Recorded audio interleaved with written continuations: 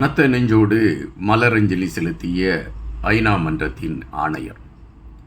இன்று செம்மணி பகுதியில் ஐநா மன்றத்தின் ஆணையருடைய வருகை இருக்குமா என்கின்ற பெருங்கேள்வி இருந்து கொண்டிருந்தது. கடைசி நிமிடம் வரை அது ஒரு திக் நிமிடமாகத்தான் இருந்தது என்பதுதான் பதிவு. கடைசி வரை அவர் அந்த பகுதிக்கு வரமாட்டார் என்கின்ற ஒரு செய்தி அழுத்தமாகவே பதிவாகி கொண்டு இருந்தன. மக்களுடைய கூட்டம் அங்கு அதிகமாகிக் கொண்டே இருந்தது. எப்படியாவது அவர் வந்து விடுவார், அவரிடம் நம்முடைய குறைகளை சொல்ல வேண்டும் என்கின்ற நிலைப்பாட்டில் மக்கள் திரண்டிருந்தார்கள். ஆனால் அவர் செம்மணி அந்த பகுதிக்கு வருவாரா என்கின்ற கேள்வி, ஒருவேளை அவர் அந்த சாலை மார்க்கமாக செல்வதற்கான வாய்ப்பு இருக்கிறது என்கின்ற செய்திகள் தான் சொல்லப்பட்டது.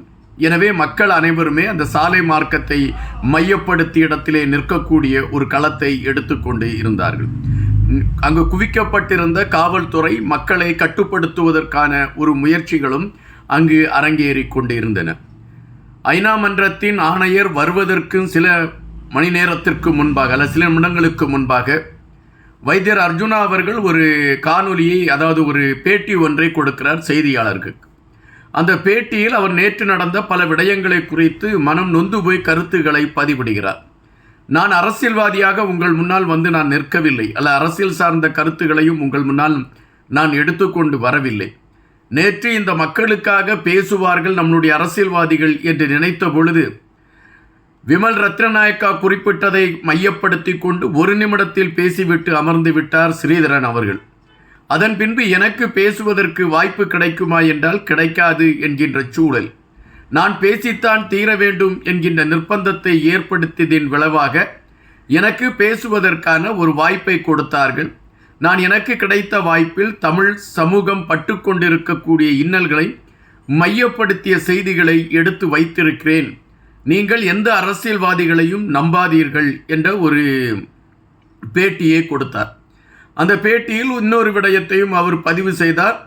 ஐநா மன்றத்தின் ஆணையர் வர இருக்கக்கூடிய இந்த நேரத்தில் இங்கு தமிழ் சமூகம் திரண்டு நின்று நம்மளுடைய உணர்வுகளை பறைசாற்ற வேண்டும். இங்கு நீங்கள் அரசியல் இதோடு இங்கு யாருமே கலந்து கொள்ளாதீர்கள். இழக்கப்பட்டவர்களுடைய உரிமைக்காக நீங்கள் கலந்து கொண்டவர்களாக இருங்கள் என்கின்ற கருத்துக்களை பதிவிட்டு வைத்தியர் அர்ஜுனா அவர்கள் அந்த பேட்டியை கொடுத்திருந்தார். ஐநா மன்றத்தின் ஆணையர் வருவாரா என்கின்ற விடயங்கள் பரபரப்பாக இருக்கக்கூடிய சூழலில் வைத்தியர் அர்ஜுனா அவர்கள் காவல்துறை அதிகாரியிடம் பேசுகின்றார். அப்படி காவல்துறை அதிகாரியிடம் பேசுகின்ற பொழுது அவர்களிடம் இருந்த வந்த செய்தி, எங்களுக்கு இதுவரை தெளிவான அவர்களுடைய பயணக்குறிப்பை குறித்து தெளிவான செய்தி இல்லை. அவர் ஒருவேளை வருவதாக இருந்தால் சாலை மார்க்கமாக செல்லக்கூடிய ஒரு களம் இருக்கலாம் என்கின்ற ஒரு கருத்தை அவர் பதிவிடுகின்றார். ஆனால் வைத்தியர் அர்ஜுனா அவர்கள் இல்லை, அவர் எங்களுடைய செம்மணியில் அந்த போராட்ட களத்திற்கு அவர் வர வேண்டும் என்ற ஒரு கருத்தை பேசியதாகவும், உடனடியாக காவல்துறை அதிகாரிகள் நாங்கள் உயர் அதிகாரிகளிடம் பேசிவிட்டு இதற்கான முடிவை சொல்கிறோம் என்று அறிவித்து விட்டதாக செய்தி.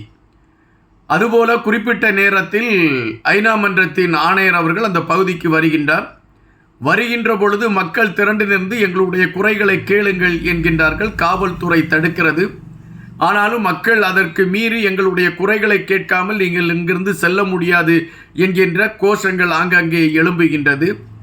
ஆனால் அந்த ஐநா மன்றத்தின் ஆணையர் மக்களுடைய அந்த அவங்களுடைய கொதிப்பை பார்த்து அவர் அந்த இடத்திலே இறங்கி செம்மணியிலே போராட்டம் நடத்தி கொண்டிருந்த அந்த அணையா விளக்கு பகுதியில் வந்து அவர் எல்லோரும் செய்தது போன்று அந்த அணையா விளக்கில் அவர் மலரஞ்சை செய்யக்கூடிய ஒரு களமும் அமைந்திருந்தது. அப்பொழுது அவருடைய முகத்தை பார்க்கக்கூடிய நேரத்தில் மிகவும் வேதனையோடு அவர் அந்த மலரஞ்சனியை செய்த ஒரு களத்தை தான் பார்க்க முடிந்தது. காரணம், அதன் பின்பகுதியிலே ஒரு வெள்ளை சட்டை, சிறு குழந்தையின் சட்டையில் இரத்தக்கரைகள் சிந்திய ஒரு சட்டை அங்கு போடப்பட்டிருந்தது.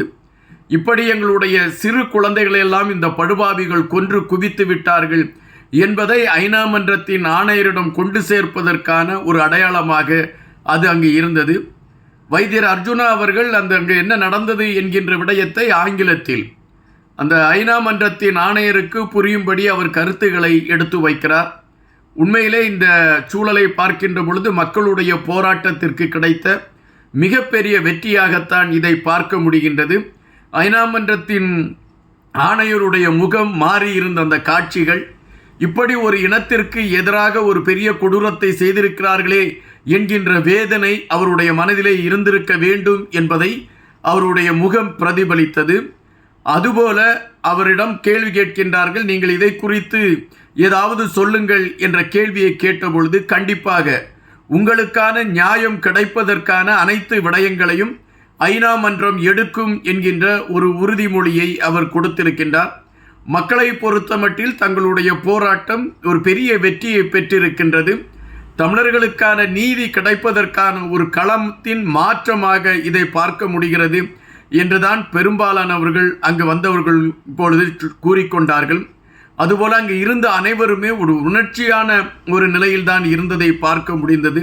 காரணம், அவர்கள் உறவுகளை இழந்தவர்கள், தங்களுடைய உறவுகள் இழந்து போய் விட்டார்கள். அவர்களுடைய நிலைமைகளை மையப்படுத்தி போராடுவதற்கு கூட வக்கத்தவர்களாக நாம் இருக்கிறோமே என்கின்ற வேதனையில் அவர்கள் திறந்திருந்த அந்த காட்சிகள் நம் கண் முன்னே நின்றது. தற்பொழுது வந்திருக்க அந்த செய்திகள் வைத்து பார்க்கின்ற பொழுது ஐநா மன்றம் இம்முறை ஒரு மாற்று விதமான ஒரு நியாயமான நடவடிக்கை எடுப்பதற்கான முயற்சிகளை எடுப்பதற்கான வாய்ப்புகள் இருக்கிறது என்பதைத்தான் நம்மால் பார்க்க முடிகின்றது. அந்த போராட்டத்தில் கடைசியாக ஐநா மன்ற ஆணையர் வருகின்ற அந்த நேரத்தில் எந்த அரசியல் கட்சி தலைவர்களையும் அங்கு காணவில்லை, யாருமே அங்கு இல்லை.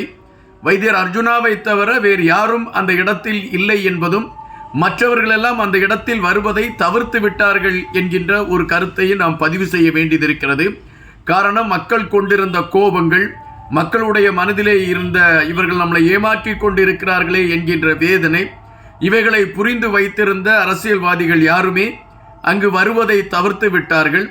ஆனால் வைத்தியர் அர்ஜுனா அவர்கள் கடைசி வரை நின்று ஐநா மன்றத்தின் ஆணையர் செல்லக்கூடிய, அவர் அங்கு பார்த்துவிட்டு செல்லக்கூடிய அந்த நிமிடம் வரை அவர் நின்றிருந்தது மக்கள் மத்தியிலே அவருக்கு ஒரு நல்ல மதிப்பை பெற்றுக் கொடுத்திருக்க வேண்டும் என்றுதான் நம்மால் பார்க்க முடிகின்றது. காவல்துறை அதிகாரிகளும் ஒரு பெரிய கட்டுப்பாடுகளை விதித்தார்களா என்கின்ற நிலைப்பாடு தெரியவில்லை. காரணம், எல்லோரும் அந்த ஐநா மன்ற ஆணையரோடு மிக நெருக்கமாக பயணித்து செல்வதற்கான ஒரு களம் அங்கு உருவாக்கப்பட்டிருந்தது. காவல்துறை பெரிய கெடுபிடிகள் எதையும் செய்யவில்லை என்பதாகத்தான் நம்மால் அந்த காணொலியை பார்த்தவைக்கு யூகிக்க முடிகின்றது. ஐநா மன்றத்தின் ஆணையர் இம்முறை தமிழர்கள் பகுதிக்கு வந்திருக்கக்கூடிய விடயமும், தமிழர்களுடைய வேதனைகளை மையப்படுத்தி அவர் அதை புரிந்து கொண்ட விடயமும் ஒரு மாற்றத்திற்கான ஒரு நிகழ்வாக பார்க்கப்படுகிறது. கண்டிப்பாக இம்முறை தமிழர்களுக்கு ஏற்பட்ட அந்த கொடூரத்திற்கான ஒரு விடிவு ஏற்படுவதற்கான ஒரு களமாக இது அமையலாம் என்பதுதான் பெரும்பாலானோருடைய நம்பிக்கை. அரசியல் களங்களும் ஆட்சியாளர்களும் தங்களுடைய தகுதித்துவம் வித்தைகளை செய்யாத பட்சத்தில் தமிழர்களுக்கான தீர்வு கிடைப்பதற்கு ஐநா மன்றம் கதவை திறக்கலாம் என்கின்ற நம்பிக்கைதான் வந்திருக்கிறது.